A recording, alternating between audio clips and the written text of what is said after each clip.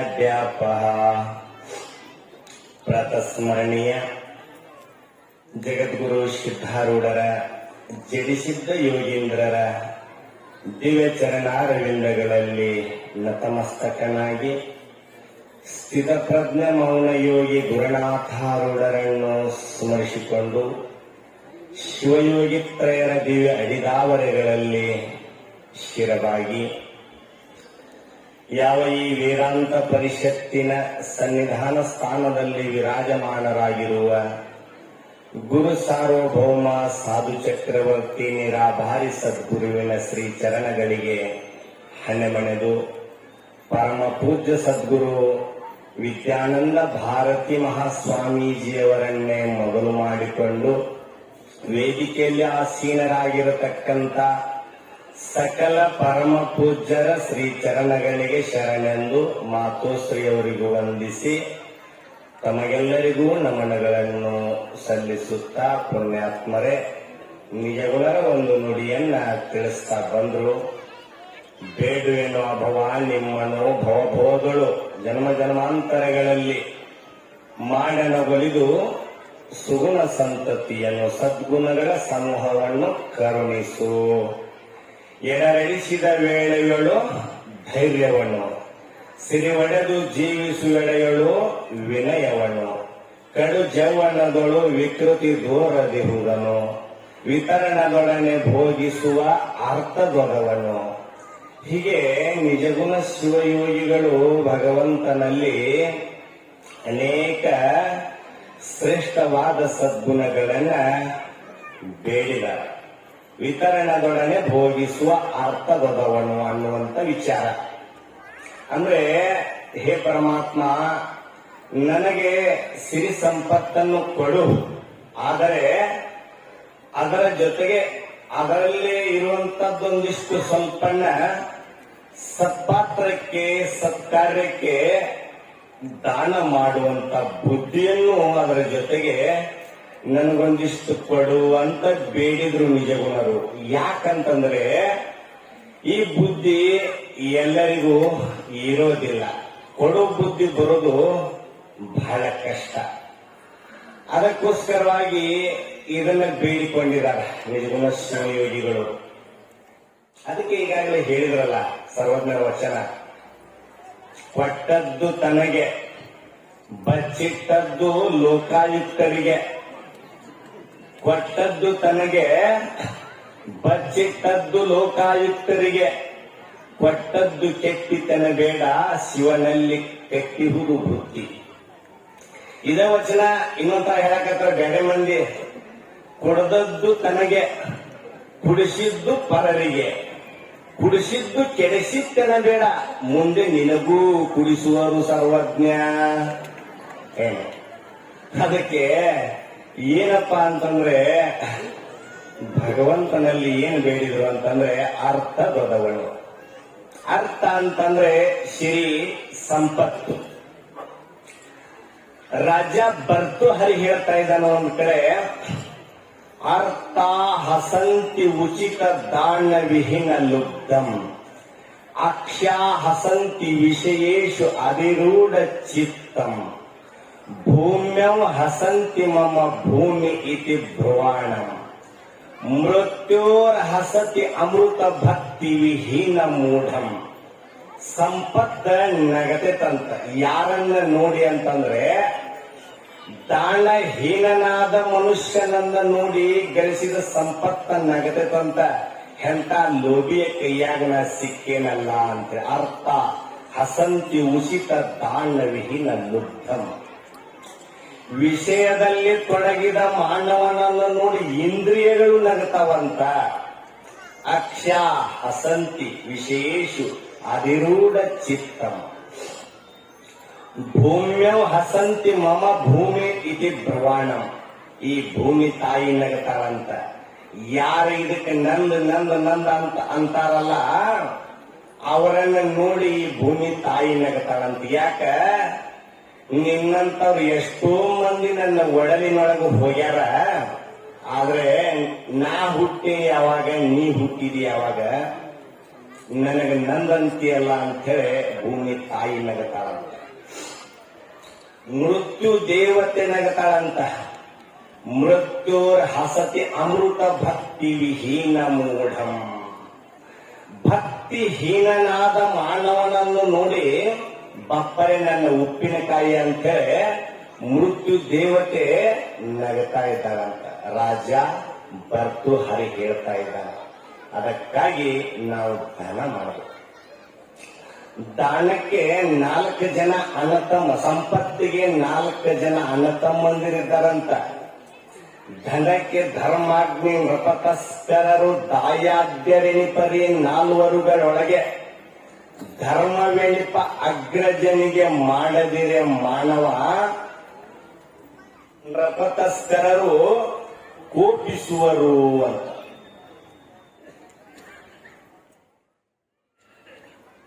ಅಂದ್ರೆ ಆ ಸಂಪತ್ತಿಗೆ ಯಾರ್ಯಾರ ಅಣ್ಣತಮ್ಮಂದಿರಪ್ಪ ಅಂತಂದ್ರೆ ಒಬ್ಬ ಕಳ್ಳ, ಇನ್ನೊಂದು ಬೆಂಕಿ, ಇನ್ನೊಬ್ಬ ಧರ್ಮ ಅಂತಕ್ಕಂಥ ಅಣ್ಣ, ಇನ್ನೊಂದು ರಾಜ, ಇನ್ನೊಬ್ಬ ಸರ್ಕಾರ ರಾಜ.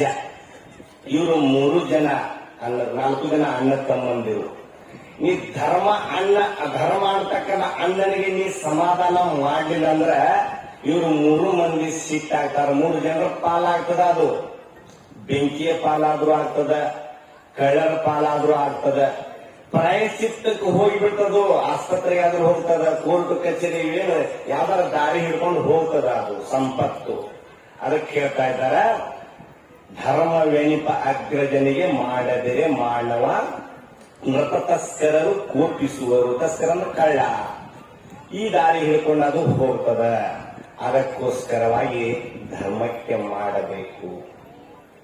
ಸುಭಾಷಿತ ಕವಿ ಒಂದು ಮಾತು ಹೇಳ್ತಾ ಇದ್ದಾನೆ, ಉಪಕರ್ತು ಯಥಾ ಸ್ವಲ್ಪ ಸಮರ್ಥವನ ತಥಾ ಮಹಾನ್ ಪ್ರಾಯ ಕೂಪ ತ್ರಶಾಂ ಹಂತಿ ಸತತಂ ನತು ವಾರಿದಿ.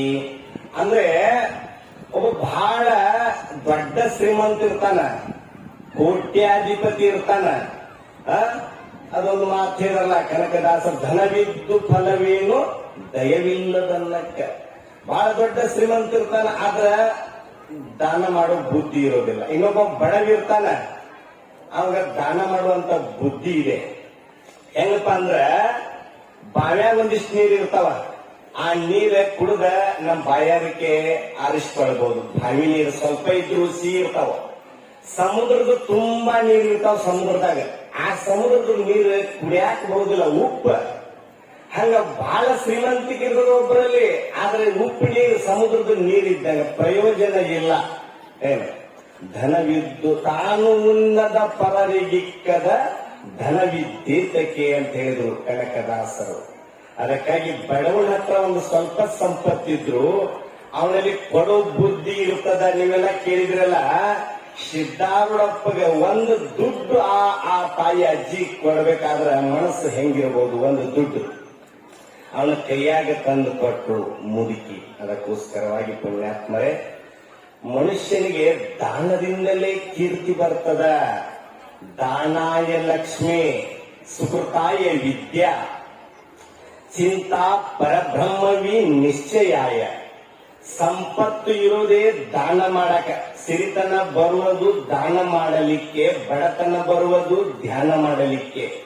ಏನು ವಿದ್ಯೆ ಇರೋದು ಕೀರ್ತಿ ಗಳಿಸಲಿಕ್ಕೆ, ಹಣ ಗಳಿಸಲಿಕ್ಕಾಗಿ ಅಲ್ಲ.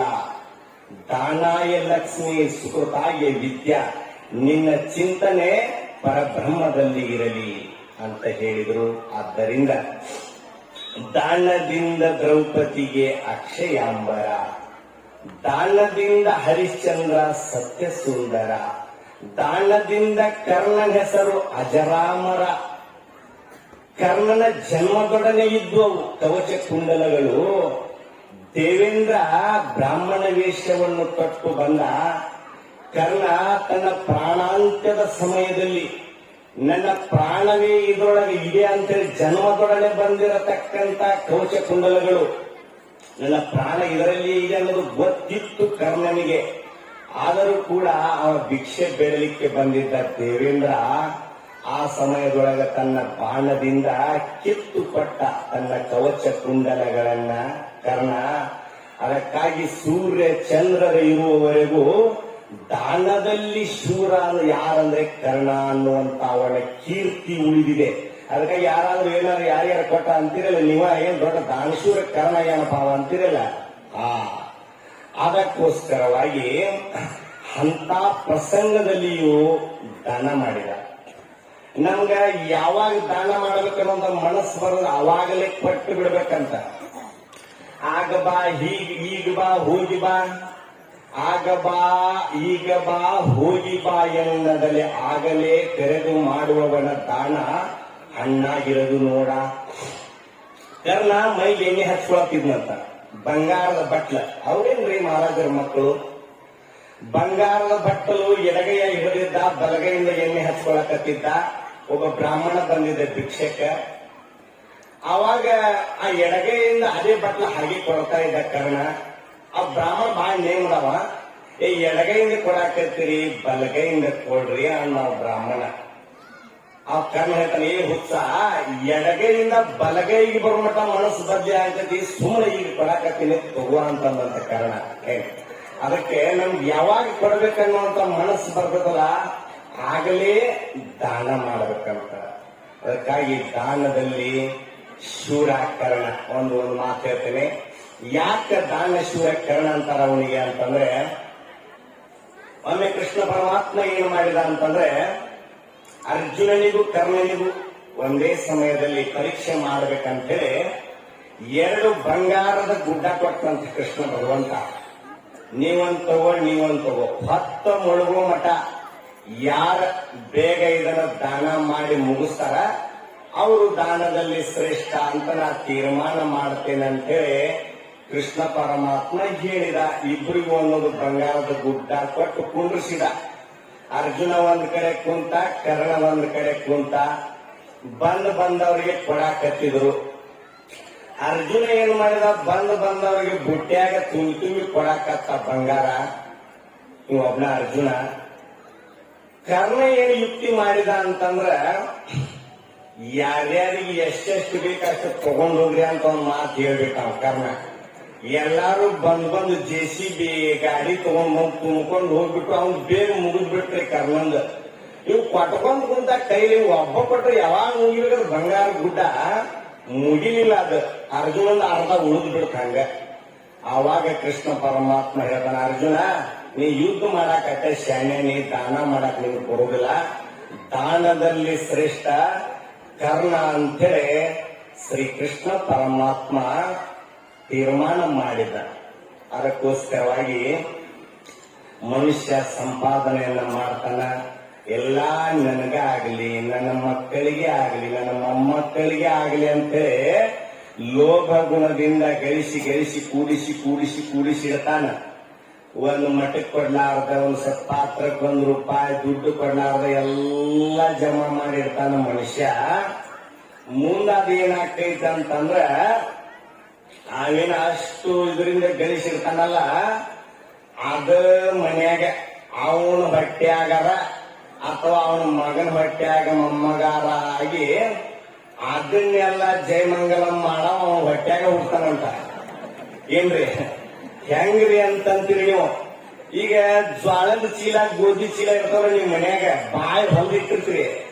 ನುಸಿನ ಹೊರಗಿಂದ ಬರ್ತಾವೆ ನಾವ, ಅಲ್ಲೇ ಅದರಾಗ ಹುಟ್ಟಿ ಅದರಾಗ ಹಿಟ್ಟೆಲ್ಲ ತಿಂದು ತೌಡಾಗ್ತಾ ಹೆಂಗ್ ಉಳಿಸಿರ್ತಾವ, ಹಂಗ ಇವ ಗಳಿಸಿದ್ದೆಲ್ಲ ಜಡ ಮಾಡವ ಇವ್ ಹೊಟ್ಟ್ಯಾಗಾರ ಹುಡ್ತಾನಂತ. ಇಲ್ಲ ಇವನು ಮಗನ ಹೊಟ್ಟ್ಯಾಗಾರ ಮೊಮ್ಮಗಾರ ಈ ಹುಟ್ಟಿ 4 ಮಂದಿ ಗೆಳೆಯರನ್ನ ಕರ್ಕೊಂಡು ಬಾಟ್ಲಿ ಹಿಡ್ದ ಕೈಯಾಗಂತಂದ್ರ ಇವ್ ಸಾಯೋತನ ಗಳಿಸಿದ್ದೆಲ್ಲ 2 ವರ್ಷದೊಳಗ ಅವ್ ಜಡ ಮಾಡಿಬಿಡ್ತಾನ.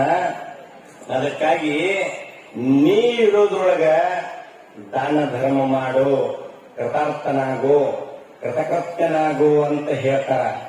ಅದಕ್ಕೋಸ್ಕರವಾಗಿ ನಾವು ಏನೆಲ್ಲ ಸಂಪತ್ತು ಗಳಿಸಿದರೂ ಕೂಡ ಅದು ನಮ್ಮ ಜೊತೆಗೆ ಬರೋದಿಲ್ಲ.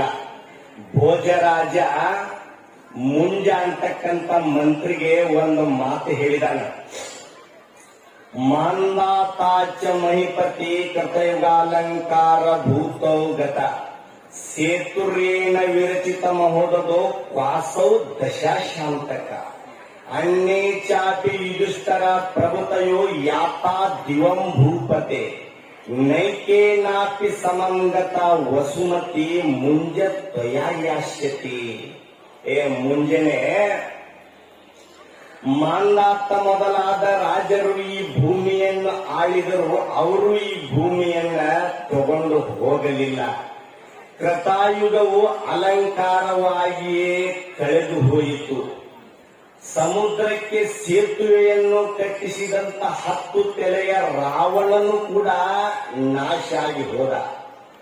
ಧರ್ಮರಾಜ ದುರ್ಯೋಧನಾದಿಗಳು ಈ ಭೂಮಿಗಾಗಿ ಯುದ್ಧವನ್ನು ಮಾಡಿ ರಕ್ತದ ಕಾಲುವೆಗಳನ್ನೇ ಹರಿಸಿದ್ರು, ಅವರು ಈ ಭೂಮಿಯನ್ನ ತಗೊಂಡು ಹೋಗಲಿಲ್ಲ. ಏ ಮುಂಜ, ನೀನೇನಾದರೂ ಇಲ್ಲಿಂದ ಏನಾರ ತಗೊಂಡು ಹೋಗ್ತೀಯನೋ ಮುಂಜ ಅಂತೇಳಿ ಭೋಜರಾಜ ತನ್ನ ಪತ್ರದಲ್ಲಿ ಬರೆದಿದ್ದ ಮುಂಜಾನೆಗೆ. ಅದಕ್ಕೋಸ್ಕರವಾಗಿ ಬಂದ ಮುಟ್ಟಿಸಿ ಆಯಾತ ಖಾಲಿ हाथ से जाएगा.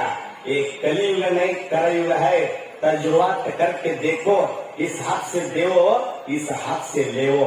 ಇದು ಕಲಿಯುಗ ಅಲ್ಲ, ಕೈಯುಗ ಐತಿ. ಈ ಕೈಯಿಂದ ಕೊಡು, ಈ ಕೈಯಿಂದ ತಗೋ ಅಂತ ಕವಿಗಳು ಹೇಳ್ತಾ ಇದ್ದಾರೆ ಅನ್ನುವಂತ ಮಾತನ್ನು ತಿಳಿಸ್ತಾ